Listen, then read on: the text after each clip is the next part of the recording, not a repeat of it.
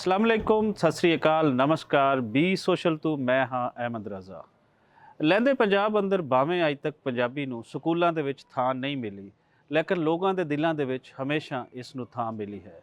ਬਾਬਾ ਫਰੀਦ ਤੋਂ ਲੈ ਕੇ ਖਾਜਾ ਫਰੀਦ ਤੱਕ ਦੀ ਸ਼ੇਰੀ ਰਵਾਇਤ ਨੂੰ ਦੇਖੀਏ ਤੇ ਸਾਡਾ ਮਾਣ ਉਹ ਵੱਧਦਾ ਵਾ, ਉਹ ਹਰ ਪੰਜਾਬੀ ਦਾ ਮਾਣ ਵੱਧਦਾ ਹੈ। ਇਸ ਦੀ ਕੰਟੀਨਿਊਟੀ ਕਿਸ ਤਰੀਕੇ ਦੇ ਨਾਲ ਅੱਗੇ ਜਾਰੀ ਹੈ, ਅੱਜ ਤੁਹਾਨੂੰ ਇੱਕ ਐਸੇ ਮਹਾਨ ਸ਼ਖਸੀਅਤ ਨਾਲ ਮਿਲਾਵਾਂਗੇ ਜਿਨ੍ਹਾਂ ਦੀ ਸ਼ਾਇਰੀ ਦੇ ਅੰਦਰ ਅੱਜ ਵੀ ਸਾਨੂੰ ਉਹ ਸੂਫੀ ਰਵਾਇਤ ਨਜ਼ਰ ਆਉਂਦੀ ਹੈ, ਜਿਹੜੀ ਸੂਫੀ ਰਵਾਇਤ ਨੂੰ ਅਸੀਂ ਹਮੇਸ਼ਾ ਮਿਸਾਲ ਬਣਾ ਕੇ ਰੱਖਿਆ ਹੈ। ਇਹ ਸ਼ਖਸੀਅਤ ਹਨ ਅਫਜ਼ਲ ਸਾਹਿਰ ਜੀ, ਜਿਹੜੇ ਵੱਡੇ ਸ਼ਾਇਰ ਦੇ ਨਾਲ ਰੇਡੀਓ ਪ੍ਰੈਜ਼ੈਂਟਰ ਵੀ ਹਨ ਔਰ ਲਹਿੰਦੇ ਪੰਜਾਬ ਦੀ ਪੰਜਾਬੀ ਤਹਿਰੀਕ ਦੇ ਅੰਦਰ ਉਹਨਾਂ ਦਾ ਇੱਕ ਵੱਡਾ ਰੋਲ ਵੀ ਹੈ। ਸੋ ਆਓ ਚੱਲਦੇ ਹਾਂ, ਸਾਹਿਰ ਜੀ ਦੇ ਨਾਲ ਤੁਹਾਨੂੰ ਮਿਲਵਾਉਂਦੇ ਹਾਂ, ਉਹਨਾਂ ਦੀ ਜ਼ਾਤੀ ਜ਼ਿੰਦਗੀ ਬਾਰੇ ਤੁਹਾਨੂੰ ਕੁਝ ਗੱਲਾਂ ਸੁਣਾਵਾਂਗੇ ਔਰ ਉਹਦੇ ਨਾਲ ਉਹਨਾਂ ਦੀ ਪੋਇਟਰੀ ਔਰ ਲਹਿੰਦੇ ਪੰਜਾਬ ਦੇ ਵਿੱਚ ਪੰਜਾਬੀ ਨੂੰ ਕਿਵੇਂ ਮਾਣ ਮਿਲ ਸਕਦਾ ਹੈ, ਇਹਨਾਂ ਸਾਰੇ ਮੁੱਦਿਆਂ 'ਤੇ ਗੱਲ ਕਰਦੇ ਹਾਂ। ਸੋ ਆਓ ਚੱਲਦੇ ਹਾਂ।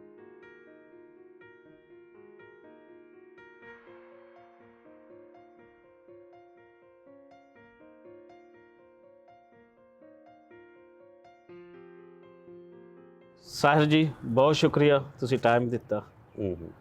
ਤੇ ਅਕਸਰ ਇੰਟਰਵਿਊਜ਼ ਤੁਹਾਡੇ ਹੁੰਦੇ ਨੇ, ਬੜੇ ਕੁਐਸਚਨ ਹੁੰਦੇ ਨੇ, 2-4 4-5 ਲੱਗੇ ਲਿਪਟੇ ਜਿਹੇ ਕੁਐਸਚਨ ਹੁੰਦੇ ਨੇ ਤੇ ਲੋਕਾਂ ਨੂੰ ਕੁਝ ਜਾਣਨ ਦਾ ਮੌਕਾ ਨਹੀਂ ਮਿਲਦਾ। ਸੋ ਕੋਸ਼ਿਸ਼ ਕਰਾਂਗੇ ਕਿ ਕਿਸੇ ਨਵੇਂ ਪੱਖ ਤੋਂ ਤੁਹਾਡੇ ਨਾਲ ਗੱਲ ਕਰੀਏ। ਸਭ ਤੋਂ ਪਹਿਲੇ ਇੱਕ ਜ਼ਰੂਰੀ ਚੀਜ਼ ਜਿਹੜੀ ਸਾਡੇ ਵੀਵਰਸ ਵਾਸਤੇ ਹੈ, ਉਹ ਦੱਸੋ ਕਿ ਕਿੱਥੇ ਜੰਮੇ ਜਾਏ। ਮੇਰਾ ਜਨਮ ਲਾਇਲਪੁਰ ਜ਼ਿਲ੍ਹਾ ਹੈ, ਜਿਹਨੂੰ ਅੱਜ ਕੱਲ੍ਹ ਫੈਸਲਾਬਾਦ ਕਹਿੰਦੇ ਨੇ। ਉੱਥੋਂ ਬਸ ਲਹਿੰਦੇ ਕੂ ਵੱਲ ਨੂੰ ਕਰ ਲਓ, 25 ਕਿਲੋਮੀਟਰ ਹੈ ਤੇ 16 ਮੀਲ ਹੈ। ਸਾਡੇ ਵੜਕੇ ਅਜੇ ਵੀ ਲਾਇਲਪੁਰ ਹੀ ਜਾਂਦੇ ਨੇ। ਠੀਕ ਹੈ। ਤੇ ਉਹਦੇ ਨਾਲ ਰਿਜਕੋਟ ਹੈ ਕਸਬਾ, ਉਹਦੇ ਚੜ੍ਹਦੇ ਪਾਸੇ ਇੱਕ ਪਿੰਡ ਹੈ ਕੋਈ ਮੀਲ ਤੇ, ਮੀਲ ਵੀ ਧੱਕੇ ਨਾਲ ਹੀ ਨੇ।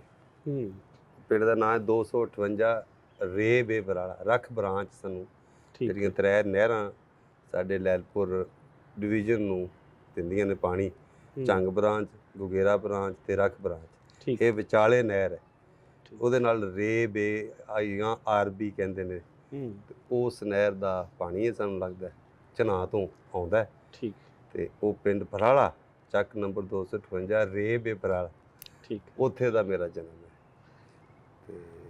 ਤੇ ਵਟਕਿਆਂ ਦਾ ਇੰਡੀਅਨ ਪੰਜਾਬ ਹੈ, ਜੰਡੀ ਪਿੰਡ ਮਾਂ ਦਾ, ਸ਼ਾਮ 84। ਠੀਕ ਹੈ। ਹੁਸ਼ਿਆਰਪੁਰ ਜ਼ਿਲ੍ਹੇ ਤੇ ਚੱਬੇਵਾਲ ਬਾਪੂ ਦਾ। ਜੀ ਜੀ। ਤੇ ਚੱਬੇਵਾਲ ਉਹ ਵੀ ਹੁਸ਼ਿਆਰਪੁਰ ਜ਼ਿਲ੍ਹੇ 'ਚ ਹੀ ਹੈ, ਮਾਲਪੁਰ ਦੇ ਨਾਲ।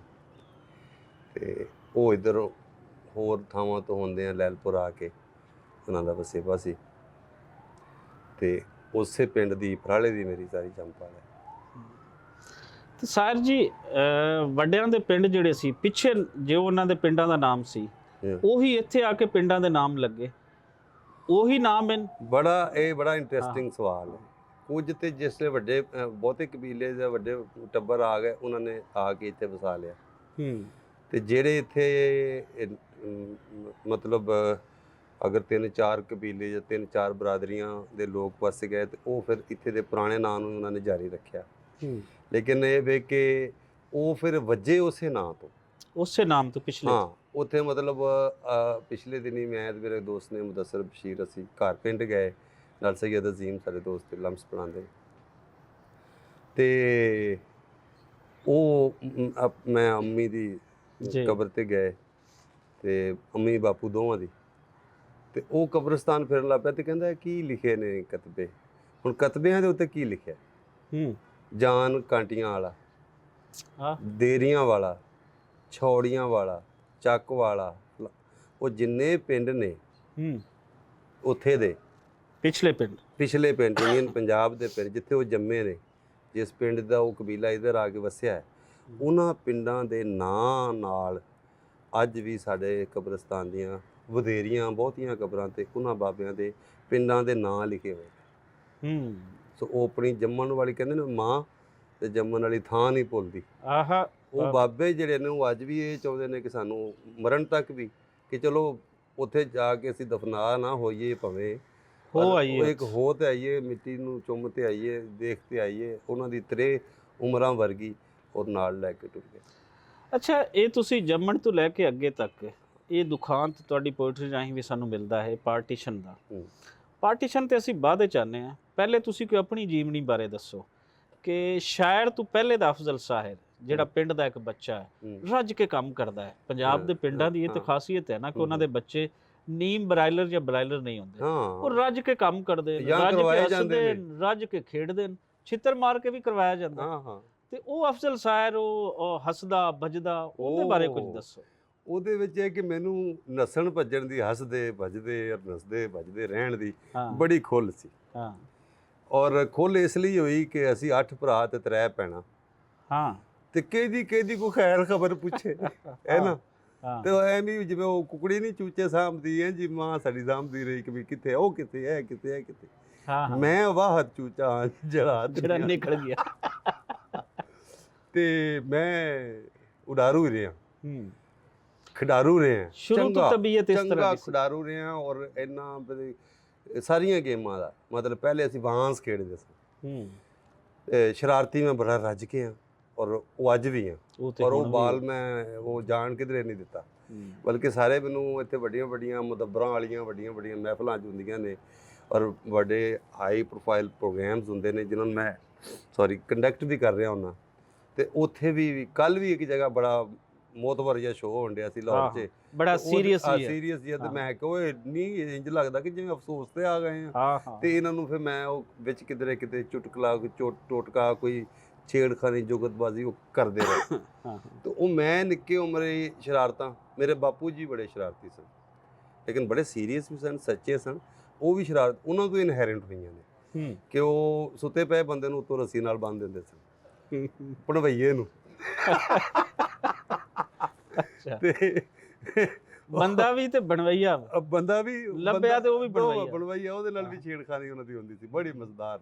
ਅਜੇ ਤੱਕ ਸਾਡੇ ਘਰ 'ਚ ਬਾਪੂ ਦੀਆਂ, ਸਾਡੇ ਫੁੱਫਾ ਦੇ ਨਾਲ ਜਿਹੜੀਆਂ ਛੇੜਖਾਨੀਆਂ, ਸ਼ਰਾਰਤਾਂ ਦੀ ਦਾਸਤਾਨ ਹੈ ਪੂਰੀ।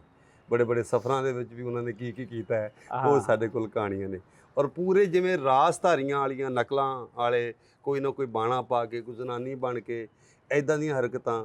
ਮਤਲਬ ਸਾਡੇ ਮਤਲਬ ਇੰਜ ਦੇ ਬਹੁਤ ਸਾਰੇ ਕਰੈਕਟਰ ਬਣ ਜਾਂਦੇ ਨੇ ਬੈਠੇ ਬੈਠੇ ਹੀ। ਮੈਂ ਕਿਸੇ ਨਾਲ ਬੈਠ ਕੇ ਗੱਲੀਆਂ ਤੇ ਕੋਈ ਨਾ ਕੋਈ ਕਰੈਕਟਰ ਬਣ ਜਾਣਾ, ਤੇ ਉਹ ਆ ਕੇ ਚਾਚੀ ਤੇਰੀ ਕੁਆੜੀ ਕਿੱਥੇ ਹੈ, ਤੇ ਉਹ ਹੁਣ ਜਾ ਕੇ ਤੂੰ ਕੰਮ ਤੇ ਨਹੀਂ ਗਈ, ਠੀਕ ਹੈ ਨਾ, ਉਹ ਫਲਾਨੀ ਬੀਬੀ ਆਈ, ਉਹ ਜਾਣਾ ਪਤਾ ਹੈ ਕਿ ਰੋਜ਼ ਦੀ ਬਾਲਣ ਹੀ ਟੁੱਕਦੀ ਰਹਿੰਦੀ ਹਰ ਵੇਲੇ। ਤੇ ਮੈਂ ਉਹਨੂੰ ਕਹਿੰਦਾ ਤੂੰ ਚਾਚੀ ਦਫ਼ਤਰ ਨਹੀਂ ਗਈ ਆਪਣੇ। ਉਹ ਹੁਣ ਉਹਦੇ ਨਾਲ ਛੇੜਖਾਨੀ ਹੈ। ਤੇ ਜੱਟ ਪਲੰਗਾ ਅਸੀਂ ਖੇਡਣਾ ਬੜਾ, ਕਿਉਂਕਿ ਪਿੱਛੇ ਰੁੱਖਾਂ ਤੇ ਜਾ ਕੇ। ਔਰ ਕਈ ਵਾਰੀ ਮੇਰੇ ਯਾਰ ਲੋਕ ਡਿੱਗੇ ਵੀ ਕੱਚੀਆਂ ਜਾਮਣਾਂ ਤੋਂ, ਉਹ ਇੰਝ ਦੜ ਵਿੱਚ ਹੋਰ ਟਾਹਣਾ ਦੇ ਵਿੱਚ ਵੱਜਦਾ ਥੱਲੇ, ਤੇ 8 ਕੁ ਮਹੀਨੇ ਇੰਝ ਬੈੱਡ ਤੇ ਪਿਆ ਹੋਇਆ ਬਿੱਲੂ, ਤਾਨਿਆਂ ਦਾ ਬਿੱਲੂ, ਇੰਝ ਜਿਵੇਂ ਪਹਾੜ ਦੀ ਚੋਟੀ ਤੋਂ ਕੋਈ ਢੇਲਾ ਡਿੱਗ ਰਹੀ ਹੈ, ਉੱਤੇ ਜਾ ਕੇ ਜਾਮਣਾਂ ਤੋੜਨੀਆਂ ਨਾ। ਜਾਮਣਾਂ ਦੇ ਕੱਚੇ ਡਾਹਣ ਹੁੰਦੇ ਨੇ, ਤੇ ਉਹ ਇਹ ਸ਼ਰਾਰਤਾਂ। ਗੁੱਲੀ ਡੰਡਾ ਫਿਰ ਲੰਮੇ ਲੰਮੇ 5-5 ਕਿੱਲੇ ਤੇ ਲਾ ਲੈਣਾ। ਅੱਛਾ, ਗੁੱਲੀ ਡੰਡਾ ਵੀ ਖੇਡਦੇ ਰਹੇ। ਮੈਂ ਕ੍ਰਿਕਟ ਦਾ ਤੇ ਆਸ਼ਿਕ ਰਿਹਾ। ਅੱਛਾ, ਮਤਲਬ ਸ਼ਾਇਰੀ ਤੇ ਬਾਅਦ ਦੀਆਂ ਗੱਲਾਂ ਨੇ, ਪਹਿਲਾ ਇਸ਼ਕ ਮੇਰਾ ਕ੍ਰਿਕਟ ਹੈ। ਤੇ ਕ੍ਰਿਕਟ ਦੇ ਵਿੱਚ ਕਿਹਦੇ ਤੋਂ ਇਨਸਪਾਇਰ ਸੀ? ਕ੍ਰਿਕਟ ਤੋਂ ਮੈਨੂੰ ਵਿਵ ਰਿਚਰਡ ਤੋਂ। ਅੱਛਾ, ਵਿਵ ਰਿਚਰਡ ਦਾ ਮੈਨੂੰ ਸਟਾਈਲ ਇੰਨਾ ਚੰਗਾ ਲੱਗਦਾ ਸੀ ਕਿ ਉਹ ਐਸਾ ਬੈਟਸਮੈਨ ਸੀ ਜਿਹੜਾ ਹਰ ਸ਼ਾਟ ਜਿਹੜਾ ਨਾ ਉਹ ਆਪਣੀ ਮਰਜ਼ੀ ਨਾਲ ਖੇਡਦਾ ਸੀ। ਉਹਦੇ ਲਈ ਜਿਸ ਤਰ੍ਹਾਂ ਉਹ ਰੂਮ, ਉਹ ਜਗ੍ਹਾ ਬਣਾਉਂਦਾ, ਉਹ ਉਂਝ ਜਗ੍ਹਾ ਕਿਧਰੇ ਕਿਧਰੇ ਆਖਰ ਤੇ ਆ ਕੇ ਸਲੀਮ ਮਲਕ ਨੇ 1-2 ਵਾਰੀ ਉਹਦਾ ਮੈਨੂੰ ਫੀਲ ਹੋਇਆ ਕਿ ਵੀ ਉਹਦਾ ਟੱਚ ਜਿਹੜਾ ਆਇਆ। ਬਾਕੀ ਇਹ ਵੇ ਕਿ ਉਹ ਮੈਨੂੰ ਬੈਟ ਬਹੁਤ ਅੱਛਾ ਲੱਗਦਾ ਸੀ। ਤੇ ਮੈਂ ਖੁਦ ਕੀਪਿੰਗ ਔਰ ਆਲ ਰਾਊਂਡ ਕਰਦਾ ਸੀ, ਫਾਸਟ ਬਾਲ ਵੀ ਕਰ ਲੈਂਦਾ ਸੀ, ਮੀਡੀਅਮ ਵੀ ਕਰ ਲੈਂਦਾ ਸੀ।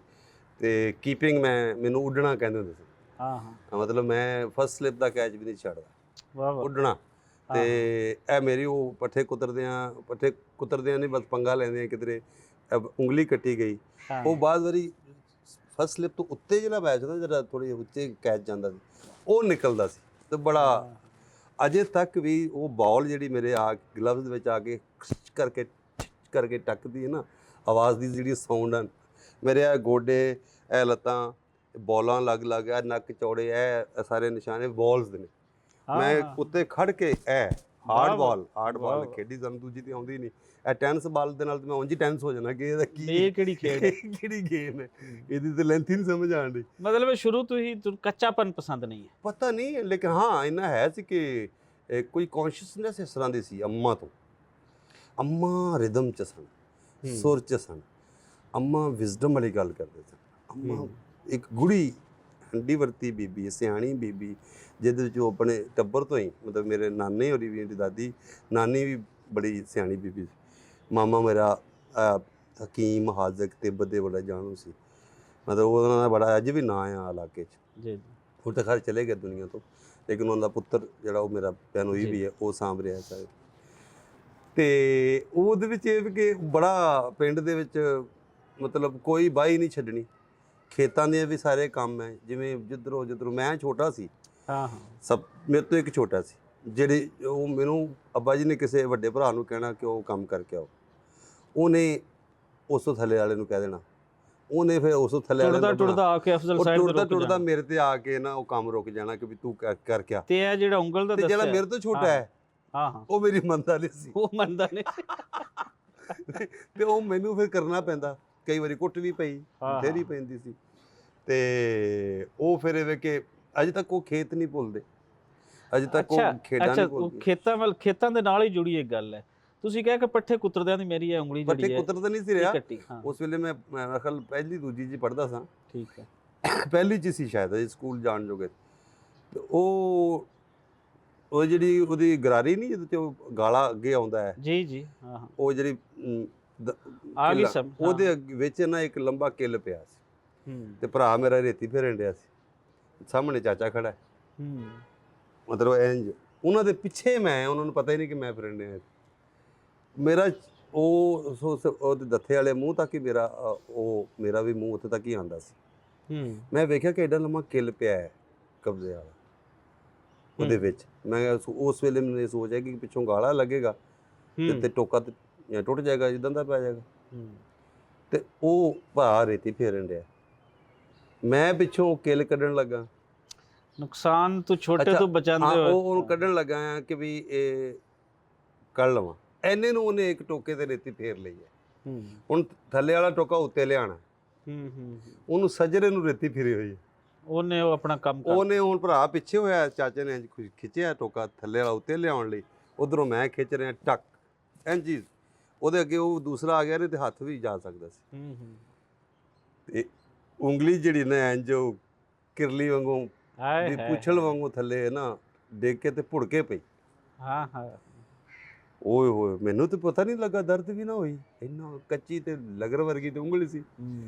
ਤੇ ਮੈਂ ਕਿਹਾ ਕੀ ਹੋਇਆ, ਇਹਨੇ ਵੇਖਿਆ ਲਹੂ, ਪਹਿਲੇ ਤਾਂ ਚੁੱਪ ਕੀ ਤਰ੍ਹਾਂ ਸੰਨਾਟਾ ਜਿਹਾ, ਇਹਨੇ ਵੇਖਿਆ ਤੇ ਮੈਨੂੰ ਲਹੂ ਨਿਕਲਿਆ, ਮਤਲਬ ਮੈਨੂੰ ਸੱਟ ਲੱਗ ਗਈ।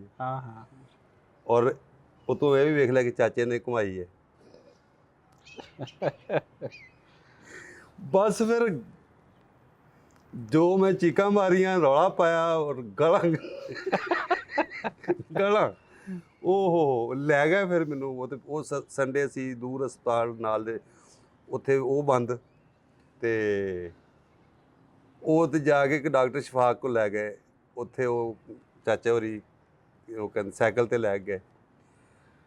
ਤੇ ਇਹ ਉਹਨਾਂ ਨਾਲ 78 ਦੀ ਗੱਲ ਹੋਏਗੀ। ਤੇ ਉਹ ਨਾ ਉਹ ਜਾ ਕੇ ਉਹ ਕਹਿੰਦਾ ਚਾਚਾ ਮੇਰਾ ਡਾਕਟਰ ਨੂੰ, ਕਹਿੰਦਾ ਵੀ ਇਹ ਤੇ ਟਾਂਕੇ ਲਾ ਦੇ। ਕਹਿੰਦਾ ਚਾਚਾ ਇਹਦੇ ਤੇ ਉਂਗਲੀ ਨਹੀਂ ਹੈਗੀ ਨਾਲ, ਤੇ ਟਾਂਕਾ ਕਿੱਥੇ ਲਾ ਦਿਆਂ ਮੈਂ? ਕਹਿੰਦਾ ਹੈਗੀ ਆ। ਉਹ ਚਾਚੇ ਨੇ ਕੱਢ ਕੇ ਤੇ ਤੂੜੀ ਨਾਲ ਲਿਬੜੀ ਜਿਹੀ ਕਹਿੰਦੇ ਹੈ, ਉਹਨੇ ਮੱਥੇ ਹੱਥ ਮਾਰਿਆ। ਮੈਂ ਕਿਹਾ ਇਹ ਹੁਣ ਗਈ। ਓਹੋ, ਕਹਿੰਦਾ ਇਹ ਹੁਣ ਕਿੱਥੇ ਜਬੜਨੀ, ਤੂੰ ਇੰਨੀ ਦੇਰ ਬਾਅਦ ਆਏ ਹੋ। ਤੇ ਉਹ ਉਹਨਾਂ ਨੇ ਜੀ ਮੇਰੇ ਸਾਹਮਣੇ ਬਾਹਰ ਉਤੋਂ 79 ਵਾਲੀ ਲੋਕਲ ਲੰਘੀ, ਤੇ ਮੈਂ ਅੱਖਾਂ ਬੰਦ ਤੇ ਡਾਕਟਰ ਦੇ ਉੱਤੇ ਮੈਂ ਕਿਹਾ ਯਾਰ ਕੀ ਬੰਦਾ ਇਹਨੇ ਮੇਰੇ ਸਾਹਮਣੇ, ਕੀ ਮੇਰੇ ਅੰਗਾਂ ਨਾਲ ਕੀ।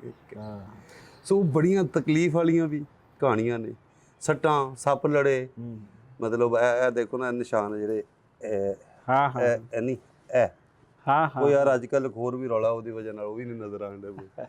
ਅੱਛਾ, ਬੜੀ ਤੁਹਾਡੀ ਲਾਈਫ ਭਰਪੂਰ ਲਾਈਫ ਹੈ ਜਿਹੜੀ ਪਿੰਡ ਦੇ ਬੱਚਿਆਂ ਦੀ ਹੁੰਦੀ, ਔਰ ਪਿੰਡ ਦੇ ਵਿੱਚ ਵੀ ਇਹ ਲਾਈਫ ਕਿਸੇ ਕਿਸੇ ਨਸੀਬ ਹੁੰਦੀ। ਬਾਕੀ ਤਾਂ ਸਾਰੇ ਉਹ ਗੋਂਗਲੂ ਜੇ ਬਣ ਜਾਂਦੇ ਨੇ, ਤਾਂ ਵਲੇਟੇ ਜੇ ਜਾਂਦੇ ਨੇ। ਤੇ ਕਦੋਂ ਅਹਿਸਾਸ ਹੋਇਆ ਕਿ ਅਫਜ਼ਲ ਸਾਹਿਲ ਇੱਕ ਸ਼ਾਇਰ ਵੀ ਹੈ, ਉਹ ਕਿਹੜੀ ਚੀਜ਼ ਹੈ, ਉਹ ਕਿਹੜਾ ਸ਼ੇਰ ਹੈ, ਕਿਹੜੀ ਕਵਿਤਾ ਹੈ ਜਿੱਥੋਂ ਪਤਾ ਲੱਗਿਆ ਕਿ ਮੈਂ ਤੇ ਸ਼ਾਇਰ ਵੀ ਹਾਂ ਯਾਰ? ਅਸਲ 'ਚ ਕਈ ਰੰਗ ਨੇ ਪਤਾ ਲੱਗਣ ਦੇ ਜੀ। ਹਾਂ ਇੱਕ ਉਹਦਾ ਰੋਮਾਂਟਿਕ ਰੰਗ ਹੈ, ਇੱਕ ਉਹਦਾ ਬਾਹਰ ਦਾ ਸਮਾਜੀ ਜਿਹਾ ਰੰਗ ਹੈ। ਹਾਂ ਤੇ ਸ਼ਾਇਰ ਨੂੰ ਖੁਦ ਪਤਾ ਲੱਗ ਜਾਂਦਾ ਕਿ ਵੀ ਇਹ ਹੋ ਗਿਆ ਜੀ ਕੁਛ। ਉਹਦੇ ਅੰਦਰ ਉਹ ਹੈਰਤ ਵੀ ਹੈਰਾਨੀ ਵੀ ਆ ਜਾਂਦੀ ਹੈ। ਸ਼ਾਇਰੀ ਦਾ ਜਿਹੜਾ ਰਿਦਮ ਸੀ ਉਹ ਮੈਨੂੰ ਮਾਂ ਦੀ ਲੋਰੀਆਂ ਤੋਂ ਹੀ ਸੀਗਾ, ਔਰ ਮਾਂ ਕੋਲੋਂ ਮੈਂ ਬਾਬੇ ਫਰੀਦ ਔਰ ਨਾਨਕ ਔਰ ਪੰਜਾਬ ਦਾ ਲੋਕ ਗਾਵਨ ਹਿਜਰ ਵਿਜੋਗ ਔਰ ਧਰਮੀ ਜਿਹੜਾ ਦਰੂਦ, ਮਜ਼ਹਬੀ ਦਰੂਦ, ਉਹ ਮੈਂ ਸੁਣੇ ਹੋਏ ਸਨ। ਅਤੇ ਅੰਮਾ ਦੇ ਕੋਲ ਇੱਕ ਲੋਰ ਦੇ ਵਿੱਚ, ਇੱਕ ਲਹਿਰਾਓ ਦੇ ਵਿੱਚ ਅੰਮਾ ਗਾਉਂਦੇ ਸਨ ਅਤੇ ਮੈਨੂੰ ਉਹ ਸਾਰਾ ਪਤਾ ਸੀ। ਫਿਰ ਮੈਨੂੰ ਨਿੱਕੇ ਹੁੰਦੇ ਅਸੀਂ ਬੱਕਰੀਆਂ ਵੀ ਚਾਰਨੀਆਂ, ਤੇ ਉਹਦੇ ਪਿੱਛੇ ਨਾ ਉਹ ਜਿਹੜੇ ਛੇੜੂ ਯਾਰ ਗੀਤ ਗਾਉਂਦੇ ਸਨ, ਦਾਸਤਾਨਾ, ਉਹ ਹੁਣ ਰਿਦਮ ਜਿਹੜਾ ਨਾ ਭਰਿਆ ਪਿਆ। ਤੇ ਪੜ੍ਹਾਈ ਅੱਗੋਂ ਉਰਦੂ ਦੀ ਪਈ ਸੀ, ਮਤਲਬ ਲਫ਼ਜ਼ ਸਾਰੇ, ਰਿਦਮ, ਸੁਰ, ਫੋਕ, ਉਹ ਸਾਰਾ ਉਹ ਕਲਾਸਿਕ ਮੈਂ ਘਰੋਂ ਸੁਣ ਲਿਆ ਹੈ, ਬਾਪੂ ਕੋਲੋਂ ਵੀ ਸੁਣ ਲਿਆ। ਬਾਪੂ ਮੌਲਵੀ ਗੁਲਾਮ ਰਸੂਲ ਜਾਂ ਯੂਸਫ ਐਸਨਲ ਕਿਸਸ ਸਾਰਾ ਪੜ੍ਹਦੇ ਹੁੰਦੇ। ਮਤਲਬ ਜਿਹੜੀ ਬਰਾਈ ਹੋਈ ਹੈ ਹਾਂ ਮਿੱਟੀ ਦੇ ਅੰਦਰ ਦੀ, ਉਹ ਖੁਸ਼ਬੂ ਪੰਜਾਬੀ ਹੈ। ਹਾਂ ਹਾਂ, ਲੇਕਿਨ ਅੱਗੇ ਪੰਜਾਬੀ ਦਾ ਅੱਗੇ ਦੀਵਾਰ ਤੇ ਇੱਕ ਡੱਕਾ ਲੱਗਿਆ। ਹਾਂ, ਉਹ ਉਹੀ ਸਕੂਲੇ ਗਏ ਤੇ ਉਹ ਨਵੀਂ ਬੋਲੀ ਸਿੱਖਣ ਲੱਗ ਪਏ। ਪਹਿਲੇ ਤੇ ਨਿਰਨੇ ਕਾਲਜ ਬੜੀਆਂ ਕੁੱਟਾਂ ਖਾਧੀਆਂ, ਬੜੇ ਜੁਰਮਾਨੇ ਭਰੇ, ਔਰ ਬੜੇ ਉਹਨਾਂ ਦੀਆਂ ਫਟੀਕਾਂ ਵੀ। ਜਿਹੜੀ ਧਾਰਮਿਕ ਤਲੀਮ ਸੀਗੀ, ਮਜ਼ਹਬੀ ਤਲੀਮ ਸੀਗੀ, ਸਵੇਰੇ ਨਿਰਨੇ ਕਾਲਜ ਉੱਠ ਕੇ ਮਸੀਤ 'ਤੇ ਜਾਣਾ, ਇਹ ਵੀ ਸ਼ਾਇਰੀ ਤੋਂ ਪਹਿਲੇ ਦੀਆਂ ਕਹਾਣੀਆਂ ਨੇ। ਉਹ ਹਕੀਮਾਂ ਵਾਲੀ ਮਸੀਤ ਸਾਡੇ ਪਿੰਡ ਹੈ, ਉਹ ਹਕੀਮ ਸਾਹਿਬ ਵੀ ਮੇਰੇ ਉਸਤਾਦ ਵੀ ਸਨ ਪਹਿਲੇ। ਉਹ ਉੱਥੇ ਜਾਣਾ ਤੇ ਉਹਨਾਂ ਨੇ ਮਤਲਬ ਆਪਣੇ ਡੇਰੇ ਵੀ ਲੈ ਜਾਣਾ, ਉੱਥੇ ਵੀ ਬੂਝੇ ਬਾਝੇ ਕੋਈ ਚੁੱਕਣੇ, ਝਾੜਨੇ, ਕੱਢਣੇ, ਤੇ ਨਾਲੇ ਉਹਨਾਂ ਨੇ ਜੁਰਮਾਨੇ ਪਾਉਣੇ, ਫਿਰ ਖਤਮ ਦਵਾਉਣੇ। ਇਹਨਾਂ ਬੜਾ ਉਹ ਫਿਰ ਵੰਡ ਵੁੰਡ ਵੀ ਹੁੰਦੀ ਸੀ। ਲੇਕਿਨ ਇਹ ਕਿ ਉਹ ਸਾਡੇ ਅਰਬੀ ਪੜ੍ਹੀ, ਫਿਰ ਸਕੂਲੇ ਜਾ ਕੇ ਉਰਦੂ ਪੜ੍ਹੀ, ਅੱਗੇ ਅੰਗਰੇਜ਼ੀ ਜਿੱਦਾਂ ਦੀ ਵੀ, ਪਰ ਆਪਣੀ ਬੋਲੀ ਨਹੀਂ ਪੜ੍ਹੀ। ਇਹ ਨਹੀਂ ਬੋਲੀ, ਉਹ ਬੋਲ ਰਹੇ ਆ ਗੱਲਾਂ ਵੀ, ਈਵਨ ਪੜ੍ਹਾਈ ਵੀ ਉਰਦੂ ਜਿਹੜੀ ਉਹ ਪੰਜਾਬੀ 'ਚ, ਹਿਸਾਬ ਪੰਜਾਬੀ 'ਚ, ਇਹਦੇ 'ਚ ਇੰਨੇ ਪਾਏ, ਇੰਨਾ ਕੱਢੇ, ਇਹ ਕੀਤਾ। ਜਿੰਨੀ ਸਾਇੰਸ ਦੀ ਪੜ੍ਹਾਈ ਸੀਗੀ ਉਹ ਸਾਰੀ ਪੰਜਾਬੀ 'ਚ ਸੀ। ਉਸਤਾਦ 10 ਪੰਜਾਬੀ 'ਚ ਰਿਹਾ, ਕਿਉਂਕਿ ਬੱਚੇ ਨੂੰ ਆਉਂਦੀ ਹੀ ਉਹ ਸੀ। ਈਵਨ ਉਸਤਾਦ ਨੂੰ ਵੀ ਨਹੀਂ ਸੀ ਆਉਂਦੀ ਉਰਦੂ, ਤੇ ਸਾਰਾ ਕੁਝ ਉਸਤਾਦ ਵੀ ਸਾਰਾ ਉਰਦੂ ਨਹੀਂ ਸੀ, ਜ਼ਹਿਰੀ ਤੇ ਉਰਦੂ ਦੇ ਵਿੱਚ ਸਾਰਾ ਕੁਝ ਸੀ, ਲੇਕਿਨ ਪਿੱਛੇ ਪੜਾਇਆ ਸਾਰਾ ਕੁਝ ਪੰਜਾਬੀ 'ਚ ਜਾ ਰਿਹਾ ਗਿਆ। ਉਹਦਾ ਕਾਰਨ ਇਹ ਹੋਇਆ ਕਿ ਜਿਹੜਾ ਉੱਥੇ ਦਾ ਜਿਹੜਾ ਲਿਟਰੇਚਰ ਸੀਗਾ, ਜਿਹੜੀਆਂ ਉਰਦੂ ਦੀਆਂ ਦੁਆਵਾਂ, ਨਜ਼ਮਾਂ, ਉਹਦਾ ਕੋਈ ਚਸਕਾ ਨਹੀਂ ਸੀ, ਚੇਟਕ ਉਹ ਤੇ ਇਸ ਤਰ੍ਹਾਂ ਹੈ ਨਾ, ਉਹ ਲੱਪੇ ਆਤੀ ਹੈ ਦੁਆ ਬਣ ਕੇ, ਤੇ ਅਸੀਂ ਸਾਰੀ ਜ਼ਿੰਦਗੀ ਲੱਪੇ ਆਤੀ ਹੈ ਦੁਆ ਬਣ ਕੇ, ਲੱਪੇ ਆਤੀ, ਉਹ ਪਤਾ ਹੀ ਨਹੀਂ ਸੀ ਵੀ ਇਹ ਸਾਡੇ ਕਿਹੜੀ ਲੱਪੇ ਹੈ। ਔਰ ਜ਼ਿੰਦਗੀ ਸ਼ਮਾ ਕੀ ਸੂਰਤ ਹੋ ਖੁਦਾਇਆ ਮੇਰੀ, ਕਿ ਸ਼ਮਾ ਵਰਗੀ ਮੇਰੀ ਜ਼ਿੰਦਗੀ ਹੋਵੇ, ਇਹ ਰੋਸ਼ਨੀ ਵੰਡਾ ਹੈ ਨਾ। ਇਹ ਤੇ 9ਵੀਂ 10ਵੀਂ ਤੱਕ ਵੀ ਜਾ ਕੇ ਸਮਝ ਨਹੀਂ ਸੀ, ਅਜੇ ਵੀ ਨਹੀਂ ਆਉਂਦੀ। ਲੈ ਕੇ ਬਾਅਦ ਸਿਰ ਸੁੱਟਿਆ ਹੁੰਦਾ ਸੀ, ਜਿਵੇਂ ਪਹਾੜੇ ਨਹੀਂ ਪੜੀ ਦੇ। ਉਹ ਸ਼ਮਾ ਤੇ ਹੀ ਸਮਝ ਰਹੇ ਹੁੰਦੇ ਸੀ ਵੀ ਕੋਈ ਚੰਗੀ ਕੁੜੀ। ਜੰਮਾ ਉਦੋਂ ਨਵੇਂ ਨਵੇਂ ਕੁੜੀਆਂ ਦੇ ਨਾਂ ਹੁੰਦੇ ਸਨ। ਤੇ ਉਹ ਇਹ ਸਾਰੇ ਦੇ ਰਿਦਮ ਦੇ ਹੋਣ ਕਾਰਨ ਮੈਨੂੰ ਨਾ ਚੌਥੀ 'ਚ ਇੱਕ ਮੁਹੱਬਤ ਹੋ ਗਈ, ਅੱਲਾ, ਔਰ ਚੰਗੀ ਭਲੀ ਹੋ ਗਈ। ਵੈਸੇ ਤੇ ਥੋੜੀ ਦੇਰ ਬਾਅਦ ਇੱਕ ਹੋਰ ਹੋ ਗਈ ਸੀ, ਲੇਕਿਨ ਉਹ ਹੋਈ ਪਹਿਲੀ ਚੋਂ ਹੀ ਉਹ ਸਾਰਾ। ਬਸ ਫਿਰ ਮੈਂ ਉਹ, ਕਿਉਂਕਿ ਉਹ ਉਰਦੂ ਬੋਲਦੇ ਸਨ, ਮੈਂ ਕਿਹਾ ਲੈ ਵੀ ਅਫਜ਼ਲ ਸਾਹਿਬ उर्दू से गए। तो फिर आपने भी माड़ी मोटी उर्दू बोलनी शुरू कर दी? चंगी भली शायरी की हुई फरमाई हुई है। वाह वाह, आपको तो किसी ने बताया नहीं, दसा ही नहीं है। मतलब वो इश्क जो था वो आपको उर्दू शायरी दे गया। हाँ, शायरी उर्दू दे गया और चंगी भली दे गया। और हमने तो रजिस्टरों के रजिस्टर उर्दू शायरी के किए हैं। हमने इतनी पंजाबी शायरी नहीं पढ़ी जितनी हमने उर्दू पढ़ छोड़ी। ਤੁਸੀਂ तो शेर भी जेड़े ना स्याही दे नाल लिखे होने। हाँ जी बड़े बड़े। उस वक्त हम कमसन अपना तखल्लुस करते थे। और मैं तो प्राइमरी दे विच अफजल कमसन नहीं, पहले फरूक सी। अच्छा, पहले मोहम्मद अफजल फरूक। जब मैं स्कूले दाखला लिया तो मैं मोहम्मद अफजल सी। अच्छा, एक तो है भी ਤੁਹਾਡੀ ਜਿਹੜੀ ਚੀਜ਼ ਛੇੜ ਲਈ ਹੁੰਦੀ ਇੱਕ ਲੰਬੀ ਦਾਸਤਾਨ ਹੁੰਦੀ ਹੈ। ਇਹ ਤਖੱਲਸ ਵਾਲੀ ਦਾਸਤਾਨ ਨੇ ਕਿਤਨੇ ਤਖੱਲਸ ਬਦਲੇ ਜੇ ਬੜੇ। ਸ਼ਾਇਰ ਤੋਂ ਪਹਿਲੇ ਕੀ ਪਹਿਲੇ मोहम्मद अफजल स्कूले दाखिल होया है। ठीक है। ਤੇ ਚੌਥੀ 'ਚ ਇਹ ਹੋ ਗਿਆ ਤੇ ਸ਼ਾਇਰੀ ਮੈਂ ਕਰਨ ਲੱਗ ਪਿਆ, ਜੋੜ ਤੋੜ ਵਾਲੀ। ਠੀਕ ਹੈ। ਉਰਦੂ ਵਾਲੀ ਤੇ ਕਰਦਾ ਮੈਂ ਜਿਸੀ ਵੀ ਕਿਸੇ ਨੂੰ ਮੈਂ ਉਹਦੇ ਵਿੱਚ ਬਾਅਦ 'ਚ ਹੋਰ ਵੀ ਨਜ਼ਮਾਂ ਨਿਕਲੀ।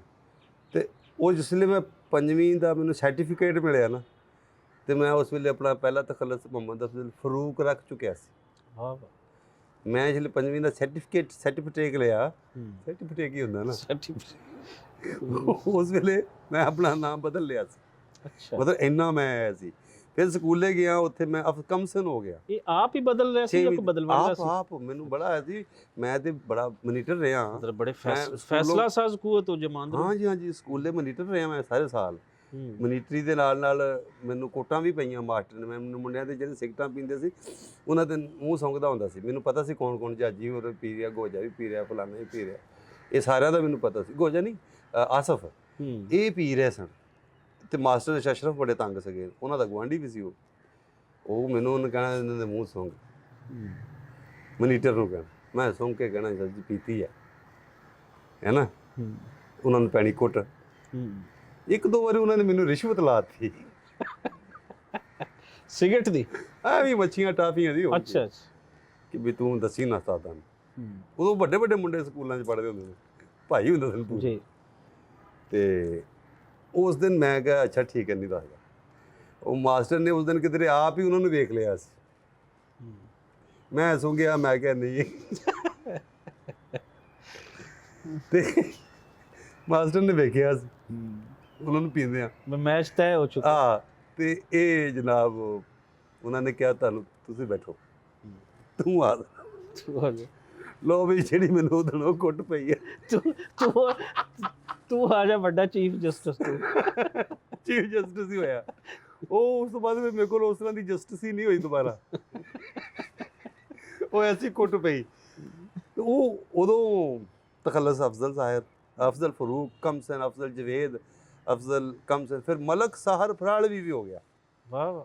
ਇਸ ਤੋਂ ਲੰਘ ਕੇ ਮੁਹੰਮਦ ਅਫਜ਼ਲ ਫਰੂਕ ਸਾਹਿਰ, ਇਹ ਜਿਹੜੇ ਅਸੀਂ ਲਾਹੌਰ ਆ ਗਿਆ ਸੀ, ਮੀਟੀ ਦੇ ਵਿੱਚ ਬੱਚਿਆਂ ਦੇ ਰਸਾਲੇ ਜਿਹੜੇ ਪਹਿਲੀ ਚੀਜ਼ ਛਪੀ ਮੁਹੰਮਦ ਅਫਜ਼ਲ ਫਰੂਕ ਸਾਹਿਰ। ਪਰ ਲਾਹੌਰ 'ਚ ਮੈਂ ਮਲਕ ਸਾਹਰ ਫਰਾਲਵੀ ਦੇ ਤੌਰ 'ਤੇ ਆਇਆ ਸੀ। ਇਲਿਆਸ ਕੁਮਾਰ, ਜਮੀਲ ਪਾਲ ਸਾਹਿਬ ਇਹਨਾਂ ਨੂੰ ਜਿਹੜੇ ਮਿਲਿਆ ਨਾ, ਇਹ ਸਮਝਦੇ ਸਨ ਮੇਰਾ ਪਿੱਛੇ ਕੋਈ ਧੜਾ ਹੈ, ਮੈਂ ਕੋਈ ਉੱਥੇ ਬੜਾ ਉਸਤਾਦ ਸ਼ਾਇਰ ਹਾਂ।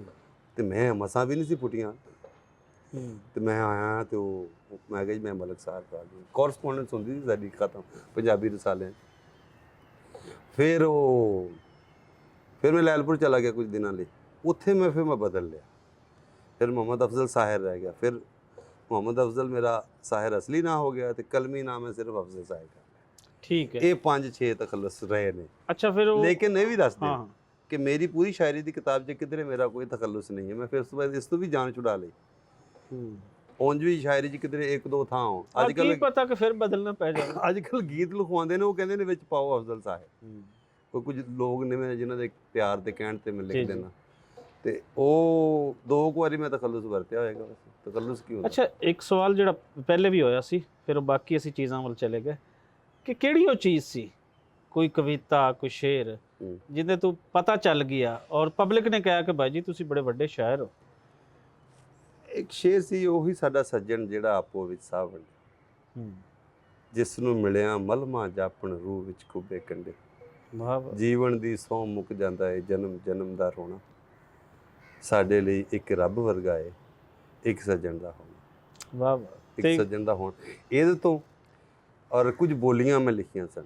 ਫਿਰ ਲੈਲਪੁਰ ਦੇ ਅਦਬੀ ਹਲਕਿਆਂ ਦੇ ਵਿੱਚ ਸ਼ਹਿਰਾਂ 'ਚ ਜਿੱਦਾਂ ਮੈਂ ਉਸ ਵੇਲੇ ਮੁੰਡਾ ਜੇ ਹੁੰਦਾ ਸੀ ਤੇ ਮੈਂ ਧੋਤੀ ਲਾਚਾ ਲਾ ਕੇ ਬੰਨ੍ਹ ਕੇ ਉਹ ਪਰਨਾ ਬੰਨ੍ਹ ਕੇ ਜਾਣਾ ਲਿਟਰੇਰੀ ਜਲਸਿਆਂ 'ਚ। ਨਾਲ ਬਾਬਾ ਸਤਾਰ ਹੁੰਦਾ ਸੀ, ਬਾਬਾ ਸਤਾਰ ਸ਼ਾਹ ਜੀ, ਤੇ ਮਸਰੂਰ ਬਦਾ ਯੂਨੀ ਸਾਹਿਬ, ਇਹ ਤੇ ਉੱਥੇ ਧੜਾ ਹੁੰਦਾ ਸੀ ਪੂਰਾ ਇੱਕ ਲਿਜਕੋਟ ਦੇ ਵਿੱਚ। ਉੱਥੇ ਹਬੀਬ ਜਾਲਾ ਵੀ ਉਸ ਸੜਕਾਂ 'ਤੇ ਲਿਜਕੋਟ ਰਹੇ ਨੇ। ਤੇ ਮਨਜ਼ੂਰ ਆਦਲ ਇੱਕ ਹੁੰਦੇ ਸਨ, ਮੇਰੇ ਪਿੰਡ ਦੇ ਨਜੂਰ ਆਸੀ ਫਰਾਲਵੀ ਸਾਹਿਬ ਹੁੰਦੇ ਸਨ। ਇਹ ਸਾਰੇ ਮੇਰੇ ਮਤਲਬ ਪਹਿਲਾ ਕਬੀਲ ਸਨ, ਵੱਡੇ ਸਨ, ਜਿਨ੍ਹਾਂ ਦੀਆਂ ਸੰਗਤਾਂ 'ਚ ਮੈਂ ਬਹੁਤ ਸਾਰੀ ਸ਼ਾਇਰੀ ਸੁਣੀ। ਤੇ ਦੋੜੇ ਵੀ ਮੈਂ ਬੜੇ ਲਿਖੇ, ਰਜਿਸਟਰਾਂ ਦੇ ਰਜਿਸਟਰ ਦੋੜਿਆਂ ਦੇ ਲਿਖੇ। ਉਹ ਫਿਰ ਗਵਾਚ ਗਏ ਮੇਰੇ। 4 ਖਰੜੇ ਗਵਾਚੇ ਆ ਕਵਿਤਾ ਦੇ। ਇਹ ਜਿਹੜੀ ਛਪੀ ਹੈ ਮੇਰੇ ਚੇਤੇ ਦੇ ਉੱਤੇ ਛਪੀ। ਅੱਛਾ, ਕਿਤਾਬ ਸਿਰਫ ਇੱਕ ਹੀ ਹੈ? ਇੱਕ ਕਿਤਾਬ, ਦੂਜੀ ਨਾਲ ਸਜਣ ਤੇ ਰਹੀ ਹੈ। ਹਾਂ, ਦੂਜੀ ਆ ਰਹੀ ਹੈ, ਤਿਆਰ ਹੈ ਬਿਲਕੁਲ, ਇਹ ਮਹੀਨੇ ਡੇਢ 'ਚ ਆ ਜਾਏਗੀ। ਅੱਛਾ ਸਰ ਜੀ, ਤੁਸੀਂ ਇੱਥੋਂ ਦੇ ਸ਼ਹਿਰਾਂ ਦਾ ਜ਼ਿਕਰ ਕੀਤਾ, ਚੜ੍ਹਦੇ ਪੰਜਾਬ, ਬਲਕਿ ਚੜ੍ਹਦਾ ਸਾਨੂੰ ਕਹਿਣਾ ਪੰਜਾਬ ਤੇ ਇੱਕ ਹੀ ਐਵੇਂ ਅਸੀਂ ਲਹਿੰਦੇ ਚੜ੍ਹਦੇ ਵਾਲੀ ਉਹ ਡਿਵੀਜ਼ਨ ਨਹੀਂ ਕਰਨੀ ਚਾਹੀਦੀ। ਅਮਰਤਾ ਜੀ ਬੜਾ ਵੱਡਾ ਨਾਂ ਹੈ ਜੀ, ਤੇ ਤੁਹਾਨੂੰ ਬੜਾ ਪਿਆਰ ਕਰਦੇ ਸੀ। ਮੈਂ ਕੋਈ ਤੇ- ਜਾਣਾ ਹੋਇਆ, ਮਿਲਣੀ ਹੋਈ, ਹਾਂਜੀ, ਹਾਂਜੀ। ਉਸ ਮੁਲਾਕਾਤ ਦਾ ਕੋਈ ਹਾਲ ਅਹਿਵਾਲ ਵੀ ਦੱਸੋ ਪਲੀਜ਼। ਉਸ ਮੁਲਾਕਾਤ ਦਾ ਜੋ ਅਹਿਵਾਲ ਅੰਮ੍ਰਿਤਾ ਜੀ ਹੋਰਾਂ ਨੇ ਲਿਖਿਆ ਖੁਦ, ਜੀ ਮੇਰੀਆਂ 2 ਮੁਲਾਕਾਤਾਂ ਦਾ, 2-3, ਲੇਕਿਨ ਇਹ ਕਿ ਉਹ ਵਿੱਚ ਲੰਬੀਆਂ ਮੁਲਾਕਾਤਾਂ, ਉਹ ਛੋਟੀ ਮੁਲਾਕਾਤ ਨਹੀਂ, ਘੰਟਿਆਂ ਦੀ। ਵਾਹ ਵਾਹ।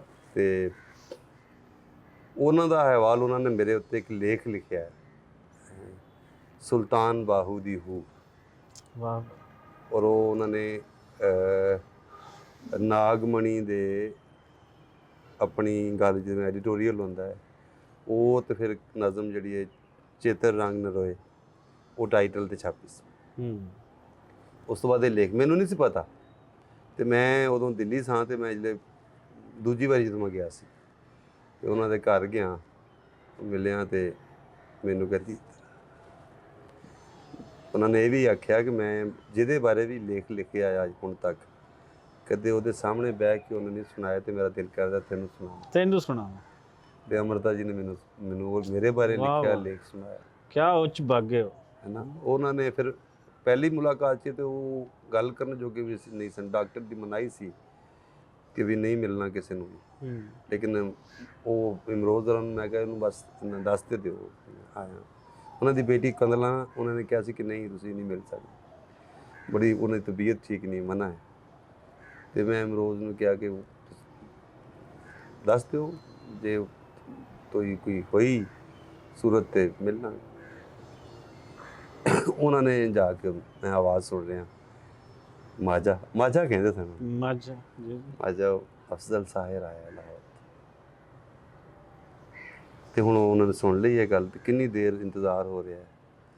ਬਿਮਾਰ ਸਨ ਖਾਸੇ, ਤੇ ਕਿੰਨੀ ਦੇਰ ਬਾਅਦ ਨਾ ਹੌਲੀ ਹੌਲੀ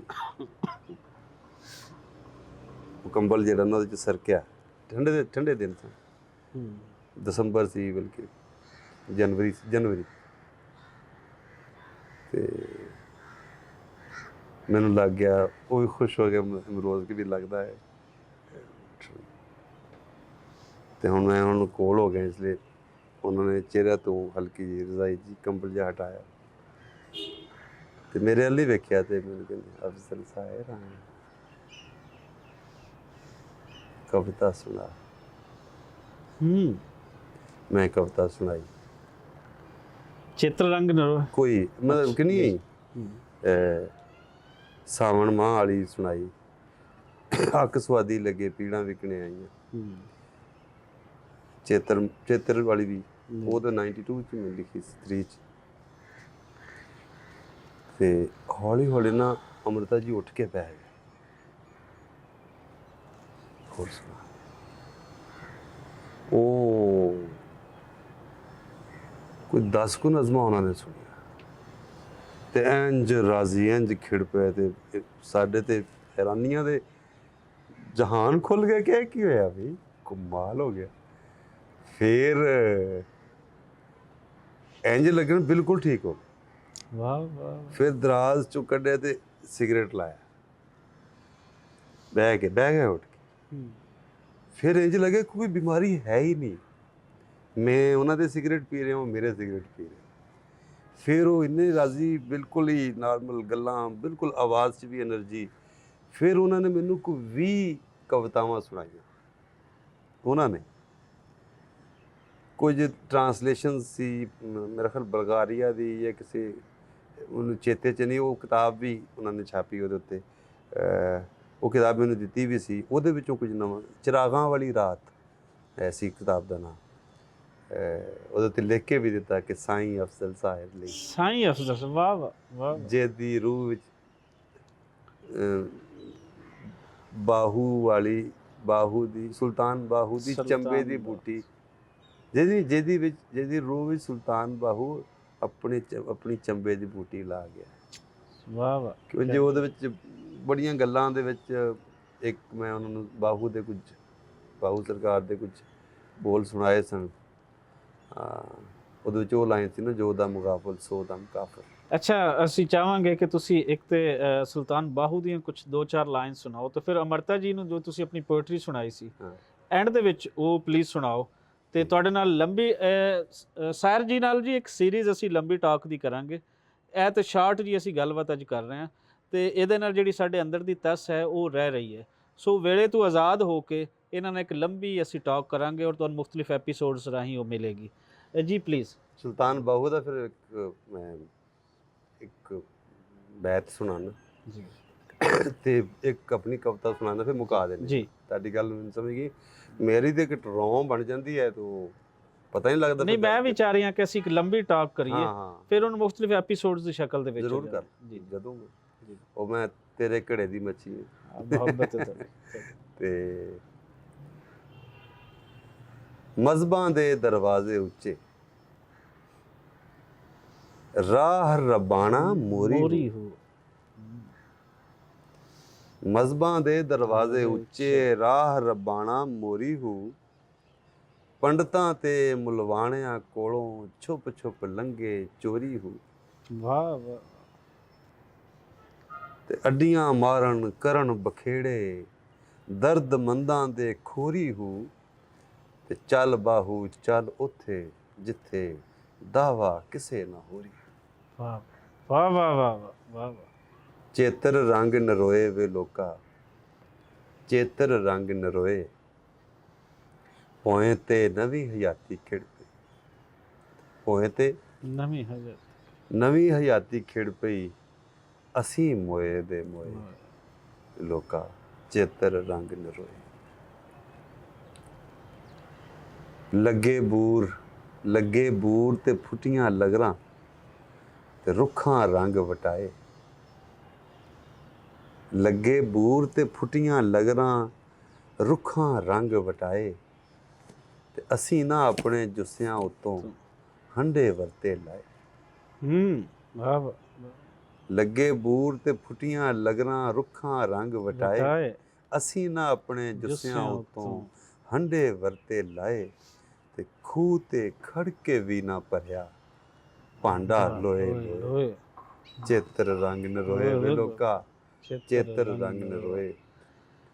ਤੇ ਫੁੱਲਾਂ ਤੋਂ ਨਾ ਅੱਖ ਚਕੀਵੇ, ਆਹਾ ਚੇਤ ਮੇਲਾਪੀ ਰੁੱਤੇ। ਵਾਹ ਵਾਹ ਵਾਹ। ਫੁੱਲਾਂ ਤੋਂ ਨਾ ਅੱਖ ਚਕੀਵੇ, ਚੇਤ ਮਿਲਾਪੀ ਰੁੱਤੇ। ਤੇ ਬਾਹਰ ਸੁਲੱਖਣਾ ਦਿਨ ਚੜ ਆਇਆ, ਅਸੀਂ ਆ ਸੁਤਮ ਸੁਤੇ। ਤੇ ਪੁੱਠੇ ਵੇਖ ਵਤੀਰੇ ਸਾਡੇ, ਆਹਾ ਹਾਸੇ ਪਿੱਟ ਖਲੋਏ। ਚੇਤਰ ਰੰਗ ਨਰੋਏ ਵੇ ਲੋਕਾ, ਚੇਤਰ ਰੰਗ ਨਰੋਏ। ਤੇ ਜੋ ਨਾ ਚੇਤਰ ਉੱਤੇ ਖਿੜਿਆ, ਵਾਹ। ਜੋ ਨਾ ਚੇਤਰ ਉੱਤੇ ਖਿੜਿਆ, ਉਸ ਕੀ ਸੌਣ ਹੰਡਾਉਣਾ। ਤੇ ਜਿਸ ਨਾ ਰੰਗ ਪਛਾਣੇ, ਉਸ ਦਾ ਕੀ ਲਾਉਣਾ ਕੀ ਪਾਉਣਾ। ਵਾਹ। ਜੋ ਨਾ ਚੇਤਰ ਉੱਤੇ ਖਿੜਿਆ, ਉਸ ਕੀ ਸੌਣ ਹੰਡਾਉਣਾ। ਜਿਸ ਨਾ ਰੰਗ ਪਛਾਣੇ, ਉਸ ਦਾ ਕੀ ਲਾਉਣਾ ਕੀ ਪਾਉਣਾ। ਤੇ ਸੂਆ ਨੀਲ ਬਸੰਤੀ ਸਾਵਾ, ਮਾਣੇ ਕੋਏ ਕੋਏ। ਚੇਤਰ ਰੰਗ ਨਰੋਏ ਵੇ ਲੋਕਾ, ਚੇਤਰ ਰੰਗ ਨਰੋਏ। ਤੇ ਆਖਰੀ ਇਹ ਕਦ ਸਿੱਪੀਆਂ ਦੇ ਮੂੰਹੀਂ ਡਿੱਗਣਾ, ਇਹ ਨਾ ਪੁੱਛੀ ਅੜਿਆ। ਉਸ ਦਿਨ ਤੈਨੂੰ ਚਾਨਣ ਹੋਣਾ, ਜਿਸ ਦਿਨ ਚਾਨਣ ਲੜਿਆ। ਤੇ ਜੋ ਵੀ ਆਪਣੀ ਹੋਂਦ ਸਿਆਣੇ, ਜੋ ਵੀ ਆਪਣਾ ਆਪ ਪਛਾਣੇ, ਜੋ ਵੀ ਆਪਣੀ ਹੋਂਦ ਸਿਆਣੇ, ਰੰਗ ਹੰਡਾਵੇ ਸੋਏ। ਵਾਹ ਵਾਹ ਵਾਹ। ਚੇਤਰ ਰੰਗ ਨਰੋਏ ਵੇ ਲੋਕਾ, ਚੇਤਰ ਰੰਗ ਨਰੋਏ। ਪੋਏ ਤੇ ਨਵੀਂ ਹਯਾਤੀ ਖਿੜ ਪਈ, ਅਸੀਂ ਮੋਏ ਦੇ ਮੋਏ। ਵਾਹ ਕਰੀਏ ਚੇਤਰ ਰੰਗ ਨਰੋਏ। ਵਾਹ ਵਾਹ। ਬਾਗ ਦੇ ਵਿੱਚ ਅਸੀਂ ਜਾਈਏ ਤੇ ਮੁxtਲਿਫ ਫੁੱਲ ਖਿੜੇ ਹੁੰਦੇ ਨੇ, ਕਈ ਵਨਕਾਂ ਦੇ ਉੱਥੇ ਬੂਟੇ ਹੁੰਦੇ ਨੇ, ਤੇ ਬੰਦੇ ਦਾ ਦਿਲ ਚਾਹੁੰਦਾ ਹੈ ਕਿ ਮੈਂ ਸਾਰੀਆਂ ਖੁਸ਼ਬੂਆਂ ਮਾਣ ਲਵਾਂ। ਤੇ ਅਗਰ ਅੱਜ ਦੀ ਇਸ ਨਸ਼ਿਸ਼ ਦੀ, ਅੱਜ ਦੇ ਇਸ ਇੰਟਰਵਿਊ ਦੀ ਮਿਸਾਲ ਦੇਣੀ ਹੋਵੇ, ਤੇ ਅਸੀਂ ਉਸ ਬਾਗ ਦੇ ਵਿੱਚੋਂ ਸਿਰਫ ਇੱਕ ਫੁੱਲ ਤੁਹਾਡੇ ਸਾਹਮਣੇ ਰੱਖਿਆ ਹੈ। ਬਾਕੀ ਪੂਰਾ ਬਾਗ ਅਸੀਂ ਕਿਸ਼ਤਵਾਰ ਉਹਦੀਆਂ ਖੁਸ਼ਬੂਆਂ ਨਾਲ ਤੁਹਾਨੂੰ ਮਹਿਕਾਉਂਦੇ ਰਹਾਂਗੇ। ਤੇ ਲੰਬੀ ਟਾਕ ਜਿਸ ਤਰ੍ਹਾਂ ਮੈਂ ਪਹਿਲੇ ਕਹੀ ਹੈ ਉਹ ਕਰਦੇ ਰਹਾਂਗੇ। ਸਾਹਿਰ ਜੀ ਤੁਹਾਡਾ ਬਹੁਤ ਸ਼ੁਕਰੀਆ। ਤੇ ਲੈ ਉਹ ਯਾਰ ਹਵਾਲੇ ਰੱਬ ਦੇ, ਮੇਲੇ 4 ਦਿਨਾਂ ਦੇ, ਤੇ ਉਸ ਦਿਨ ਈਦ ਮੁਬਾਰਕ ਹੋਸੀ, ਜਿਸ ਦਿਨ ਫੇਰ ਮਿਲਾਂਗੇ। ਰੱਬ ਰੱਖ।